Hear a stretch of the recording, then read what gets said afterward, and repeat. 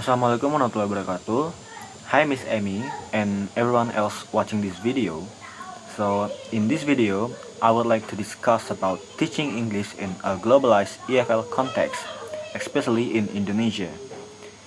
Indonesia is considered an EFL, or English as a foreign language, context because English is mainly learned in school and not used as the first language in daily life. The debate in this case study is whether students should imitate British or American English or focus on communicating internationally with non-native speakers.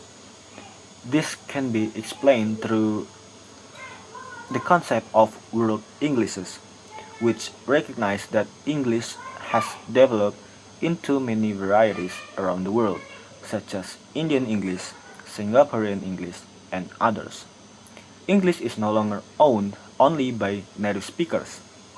Historically, English became global through colonization, trade, technology, and media.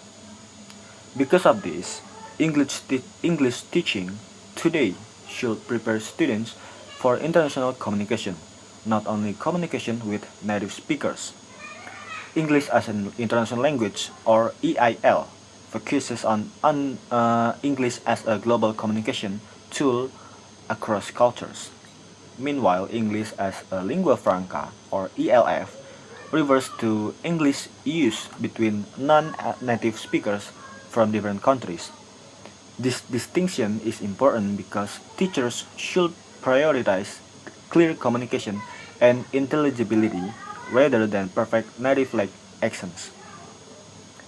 Now, some aspects of English should remain standardized, such as grammar, sentence structure, and pronunciation for clarity. These are important for mutual understanding.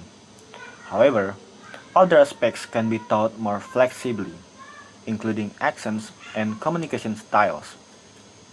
World Englishes challenges the idea that only British and American English is correct. We also need to distinguish language learning and language acquisition. Language learning is the conscious study of grammar and rules, while language acquisition happens naturally through communication and interaction. Because of this, teachers should not only focus on memorization and grammar exercise. They should also provide communicative activities like discussions, presentations, and role plays to help students to use English naturally. Now, I will discuss how communicative effectiveness, intelligibility, and cultural awareness should be balanced in the curriculum. Communicative effectiveness means the ability to express ideas successfully and achieve communication goals. Intelligibility means speech can be clearly understood by others. Cultural awareness refers to understanding cultural differences and communicating respectfully with people from different backgrounds. In a globalized world, these three aspects are equally important. Students need grammatical knowledge, but they also need communication skills and intercultural competence.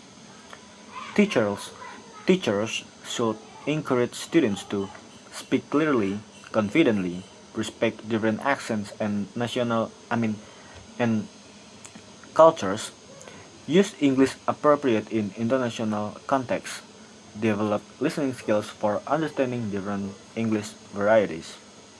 Now I will discuss major theories of second language acquisition, or SLA. One important theory is behaviorism, proposed by Burrhus Frederick Skinner. Behaviorism views language learning as habit formation through repetition, imitation, and reinforcement.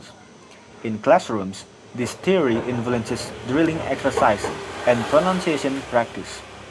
However, behaviorism has limitations because language learning is not only about memorizing habits. Another important theory is from Stephen Krassen's.